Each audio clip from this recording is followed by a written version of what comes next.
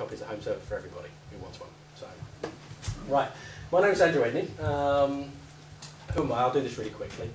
I'm the author of the Windows Home Server User's Guide. I've also written books on Media Center and a number of other books. I'm not the cat guy.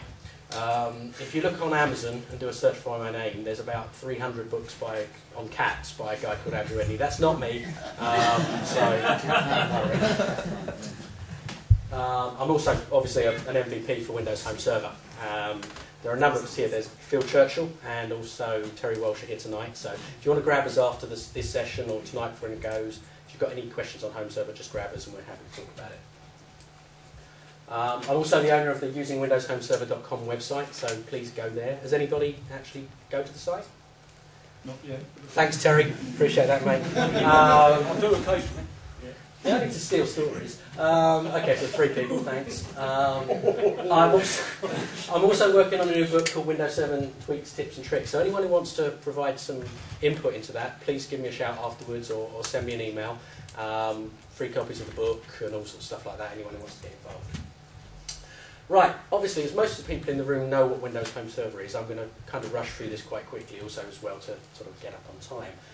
But what Home Server is it's something that Microsoft released about 2 years ago that enables you to store all of your content, all your digital content, your pictures, your music, your videos in a single place, share it around the home, back up all of your computers so that you don't have to worry about either individually backing them up or what most people tend to do, which is not back them up and then when something goes wrong go, next time I wish I'd have had a backup and you're in trouble.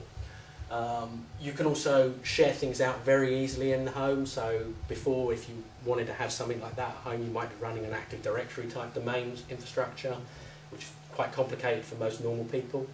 This, don't have to do that, it's a simple point and click and within about 3 seconds you can have it up and running. And if you want to actually extend the Home Server in terms of storage space, very simple, plug another drive in. It's not like traditional sort of RAID, which we'll come on to talk a bit later on, where you have to have exactly the same type of drive or the exact same size in order to do that. This you can just add anything you like. Right, an average house perhaps? Got a home server, laptop, desktop, Xbox, Media Center. Obviously this is the Microsoft average house, I will say that. And anyone guess I did steal these slides from Microsoft, some of them. So basically this is Home Server, and what they're saying is you use a Home Server for storage, for remote access, for backing up and for streaming. And again, we'll cover that more in a moment. Home Server is a platform. Microsoft is saying, look, it's not just all the things we've just talked about, it's extensible. So you can do, you can create family websites, you can do home automation, home security. Basically, it's limitless. You've got loads and loads of things called add-ons, which again we'll cover in a second. But you can extend it, like with the Media Center add-ons that have been mentioned earlier tonight. You can do a lot more with Home Server. Very, very simple to get up and running for those people who've already seen it. You plug it in, you switch it on, configures it all itself. You put the connector software CD on a machine, and fingers crossed, and it all works. That's it. Okay. What does the Home Server connector do? Well, basically, once you've installed the connector on your computer, it automatically configures backup. Oh, is that pizza? Keep going. See? Oh, the end. So yeah, it automatically configures backups for you. It can synchronize passwords, so if you create an account on the Home Server and it's a different password than that on your computer, you're given the option to either change the computer password, change the Home Server password, simply by clicking rather than, again, having someone have to go in and do it for you. You've got these tray icon health notifications, so it tells you if your backups are failing, if your disks are failing, if there's a problem. You get Security Center health reporting with Windows Vista onwards. Now, again, dependent on the applications that you're using, Windows needs to understand that. So you might start getting lots of different messages saying your antivirus is out of date. When you know it's not out of date, that's because the application, the antivirus application, isn't necessarily reporting correctly to Windows, not so much Windows Home Server. And basically, it also checks to see if it's the latest version of the connector. So if you've got PowerPack 2, for example, and you've updated it, you don't have to go to each computer and manually update the connector. It should, theoretically, update it for you, and if it doesn't, go to We've Got Served forums and post a question there, and the guys at the back can answer. Okay, does the automated backups, why is this a good thing? Most people don't actually back up stuff themselves. They say they're going to do it, they think about doing it, and they don't do it. I mean, personally, before Home Server, the number of times that I had hard drive failures and thought, really wished I'd had a backup of that. You know, I'm sure everyone in the room's had this themselves. One of the nice things about this, it does a backup of your machine, but it doesn't back up your entire machine every single time. What it does is it backs up the things that have changed. Even better is if you've got 2 Windows Vista machines or more, it doesn't back up the entire thing each time. It says, I already know about that, so I'm not going to back that up again, but I haven't got that bit, so I'm going to back that bit up. And if you need to actually restore, you can either restore an individual file, which is very quick, or you can restore the entire machine, which again is very, very quick. So instead of before, you'd have to get your operating system CD, you'd load that, you'd load the drivers, you'd load the applications, you'd wait 14 hours while you did all the Microsoft updates and security patches. You don't need to do that. You can restore your entire computer in less than an hour. In fact, you can probably do it in about 30 minutes, depending on what you've got on there. As I say, it's only stored once, and so you don't have to worry about disk space thinking, well, you know, I've got 500 gigs on that drive, and 500 gig on that one, and 500 gig on that one. It will actually just take a snapshot and say, I've already got that, I don't need to worry. Again, we talked about health monitoring. You've got this concept of red, green, and yellow, and it will give you warnings. So it's very, very simple to see if you've got a problem. You click on the health notifications, and it will tell you what the problem is and give you some sometimes useful guidance about what to do.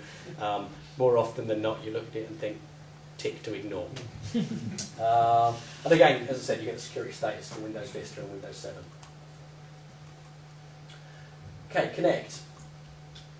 Again, this is a typical Microsoft slide that says you can do remote access from your laptop, from Media Center, from your Xbox, all that sort of thing. The idea around that, primarily, is that before, if you wanted to do remote access to your home, you'd have to know what you were doing or buy software to do it, and it would be quite complicated, and you have to open ports, and you don't necessarily have to do this and do that. And with Home Server, you actually have the ability to create remote access literally with a couple of clicks of your mouse. Now, what Microsoft say with Home Server is, oh, it's great if you've got a UPnP compliant router, click a couple of buttons and it will do it all for you. Well, yeah. Anyone who's got a BT Home Hub, for example, well, no, that's not the case. Terry's actually got a really good post in the forums on We Got Served with a list of UPnP compliant routers. So do have a look there. It's worth doing. You also get a certificate for free, basically, so that you've got secure access. And you also get a domain name, something.homeserver.com. So I could have andrewendey.homeserver.com, and all I needed to do is, as long as it's all set up, is anywhere in the world, I could go https andrewendey.homeserver.com, and I'd get my remote access page, and I could access it. I can then access all of my shared content.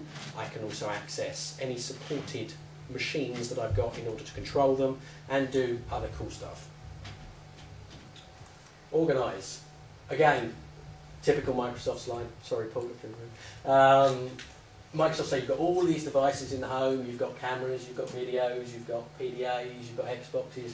Rather than having things stored on multiple devices, why not have it stored in one place and then be able to actually just access it from one place, hence Home Server. Home Server introduces this concept of shared folders. And again, very, very simple to set up. You click a couple of buttons, you click a couple of radio buttons for permissions, and you give people access to the shared folders. It's not like the old days where you'd have to create a folder, then you'd have to look at ACLs, and you'd have to do permissions. And again, most normal people who weren't familiar with computers, way over their head, and they didn't want to touch it. You've got a couple of built-in shared folders, which is music, photos and videos, public and software. If you've got a HP Media Smart Server, you can get extra things, like if you've got one of the new EX 485s or 487s, you get one called Mac, which is for Apple Mac support. Again, as we said, you can do media streaming, so out the box with Windows Home Server. But it's standing out there eating pizza. Ian, do you want to stop and do pizza? Yeah, Yeah, we can stop now. That's a good place to start. The end. So no, we'll come back to this in a minute. So guys, please go get some pizza and we'll come back to this in a minute. But it's a bit